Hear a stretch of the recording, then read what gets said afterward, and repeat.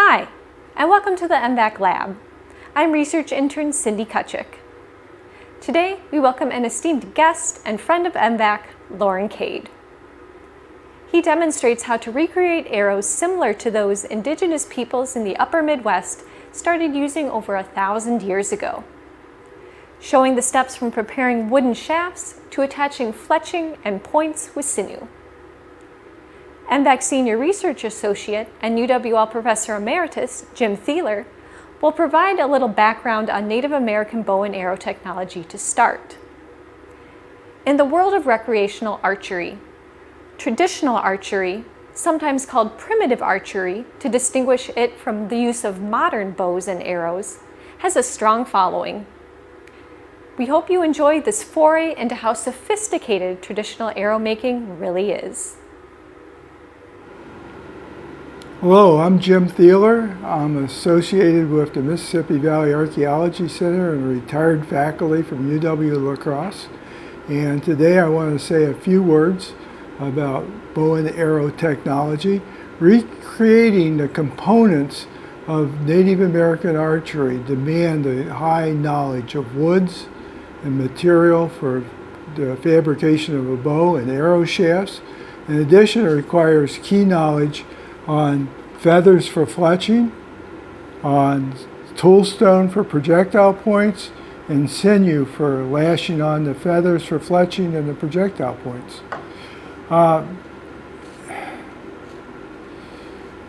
Bows and arrows are much superior to atlatls and can be separated from atlatls. Atlatls, or spear throwers, are devices that extend one's arm,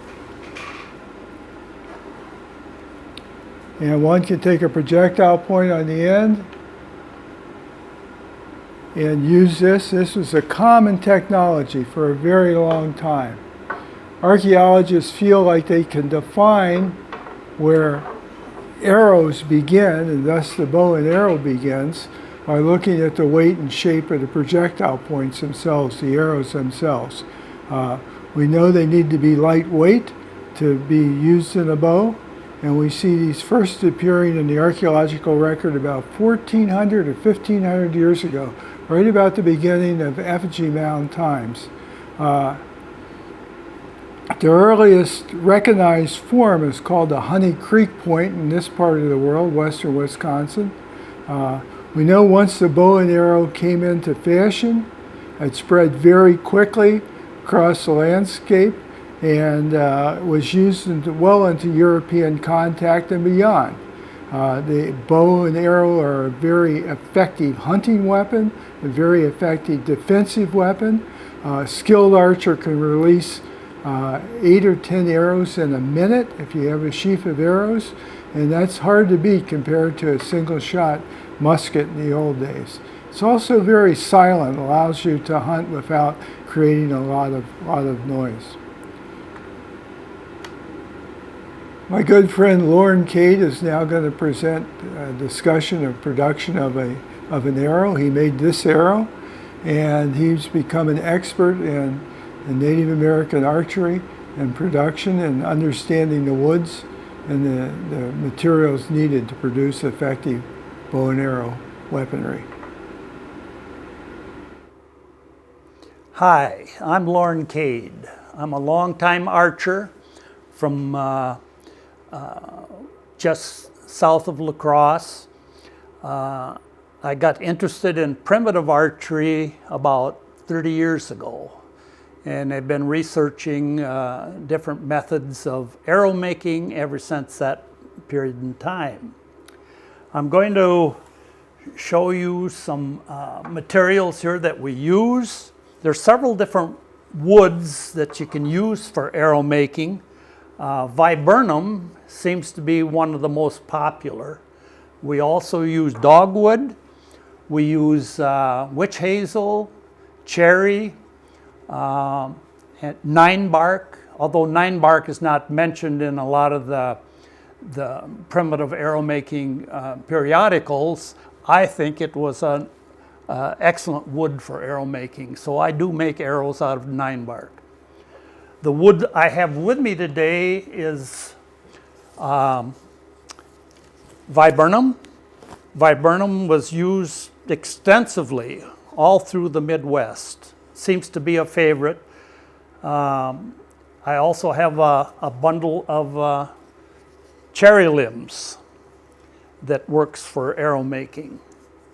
When you harvest these shoots, you harvest probably 12 to 18 shoots, wrap them in a bundle real tight. And what that does is hold the bundles fairly straight during the first drying period.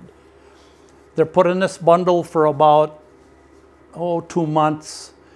You break them out of this bundle, there's going to be some crooked wood. That's when you begin to straighten the wood. You do that over fire, campfires. You can see a little bit of scorching on this wood here. You don't want to get it that hot. You want it hot enough so that the wood will move when you put pressure on it. Hold it for a little bit, sight down your shaft, find another crooked spot and do the same thing, again over a campfire. Rotate the shaft slowly, warm it up, put pressure to straighten it. Once the shaft is good and straight, you can start to remove the bark. And you remove the bark by using stone tools. All of my presentation will be with stone tools, incidentally. And it's just scraping the bark off. That tool needs to be sharpened. We'll try this one. This is a little better. You can see the bark coming off. You do that until the bark is completely off. Once the bark is off, you can start reducing the shaft to a desirable diameter. I'm looking for a shaft that's about 5/16 of an inch in diameter. You start at one end, scrape the material off using a sizing tool. I've made this out of a deer antler. You can start that down the shaft until it doesn't go any further, and then from that point on, in long strokes, you scrape wood. You can see the wood is coming off. Repeat that process. I'm going to mark this with a pencil. I'm not suggesting this was done in primitive times, but you can see what's going on by doing this. Now I'm going to scrape that mark off in long strokes.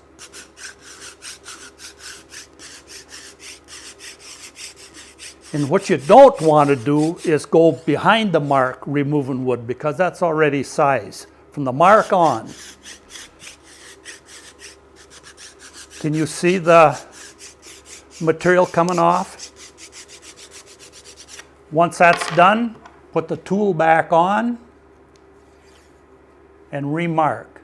And you continue doing that until the sizing tool comes off the end. And you're going to do that with about 12 to 18 shafts. At that point, you rebundle them. Put them back into a bundle like this. Again, holding it nice and tight, wrap it up, set it aside for 4 months. If you're doing arrow making naturally, it takes about 6 months from the time that you harvest the wood until you can start making an arrow. It takes that long to dry the wood. Once that is complete, then we start the sanding process. And this is a replicated arrow shaft smoother. It's made from sandstone. You sandwich them like this, you put pressure with your hand, and then you pass the arrow through. It smoothens the shaft.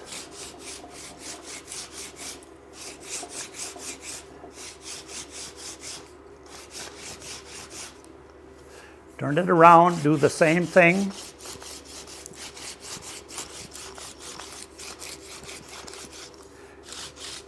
And you do that with all 12 or 18 shafts that you have.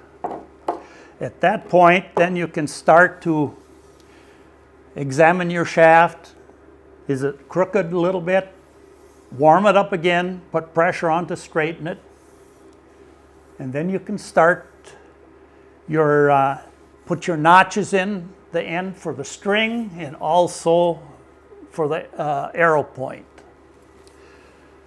But then you smooth that part using the same arrow shaft smoother. You rotate the shaft around as you round off your corners on both ends. Now this takes more time than we probably have time for today, but I'm just doing this for demonstration purposes. Once that is done,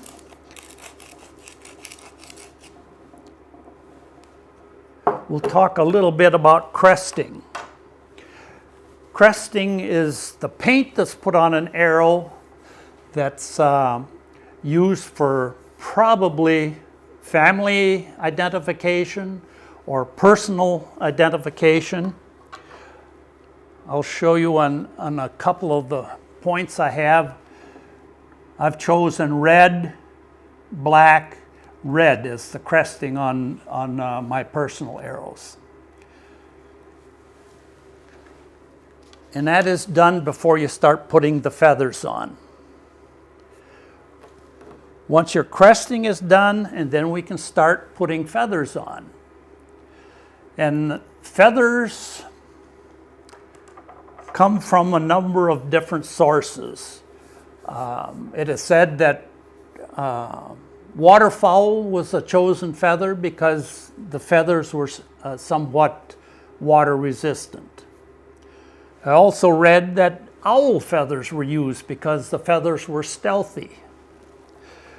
What we're going to use is turkey feathers, wild turkey.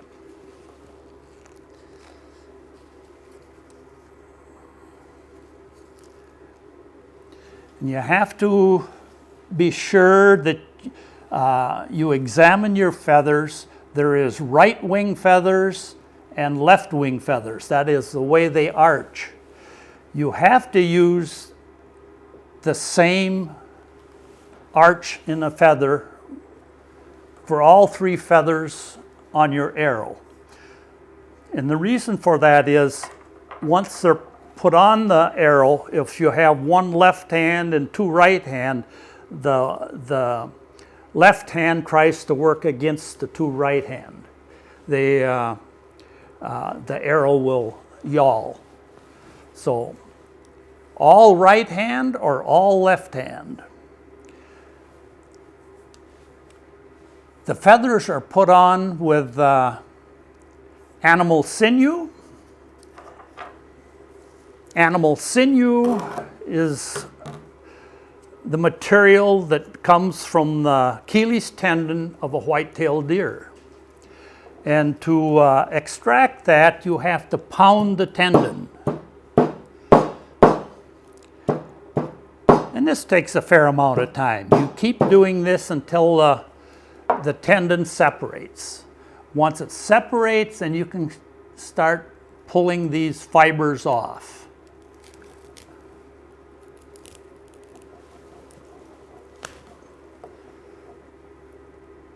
Then these fibers will be soaked in water. There's a natural glue in these fibers so that when they're applied to the arrow and let dry, they stick to itself. I've already got some soaked here, so we'll see how this goes.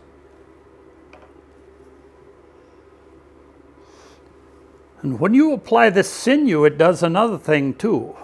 Where your string meets the arrow, it reinforces that part of the arrow so that doesn't split when the arrow leaves the bow.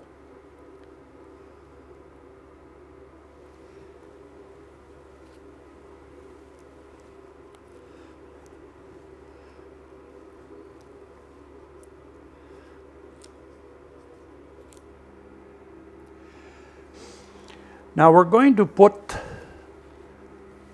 the points on using this same material, animal sinew, that's wrapped on. This also reinforces the shaft so that it doesn't split when the arrow is in contact with its target. We'll probably put several layers on.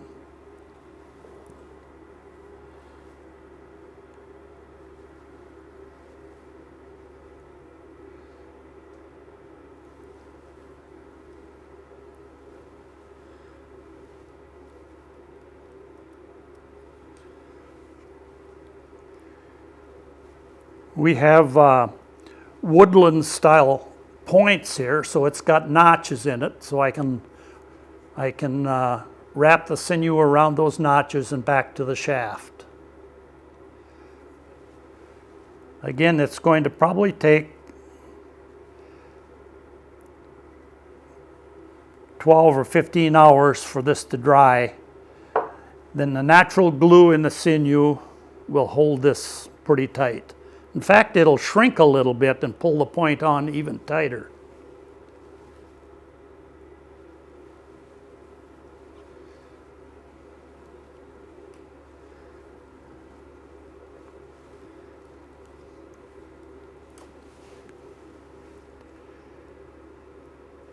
Once it dries, then we can trim off this extra sinew that's sticking out like that.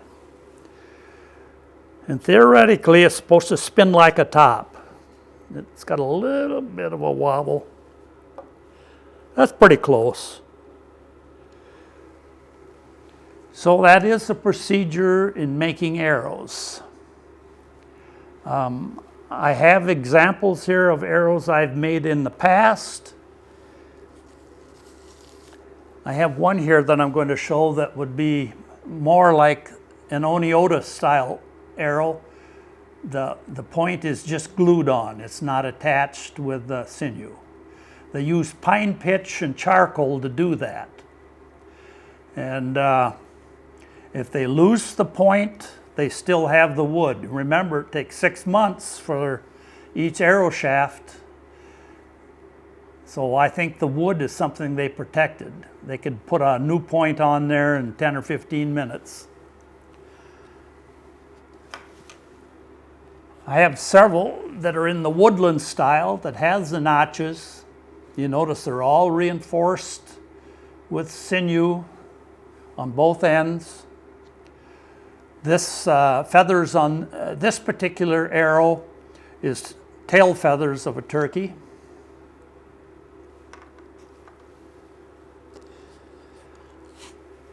This is one of the first arrows I made back in the early 90s. This has tail feathers also, but this is a split arrow. Arrows were made from different types of wood, so they also split and then reduce it down to a desirable diameter.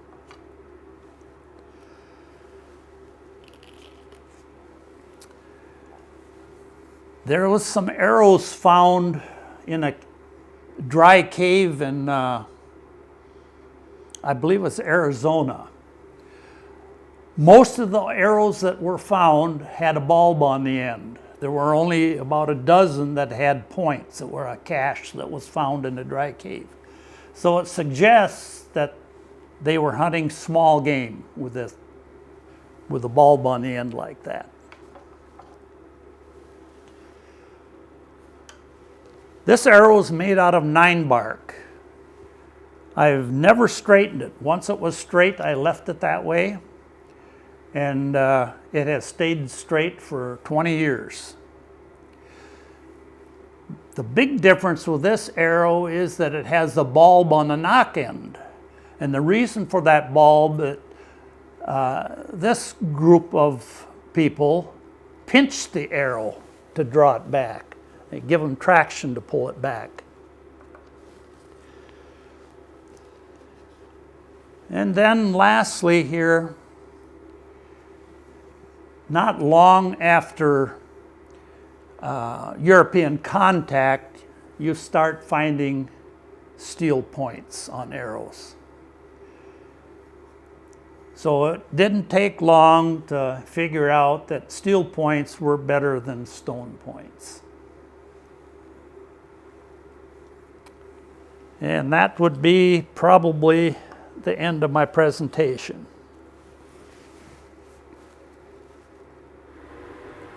Many thanks to Loren for showing the hard work that goes into producing an arrow, and for highlighting examples of arrows with different kinds of tips.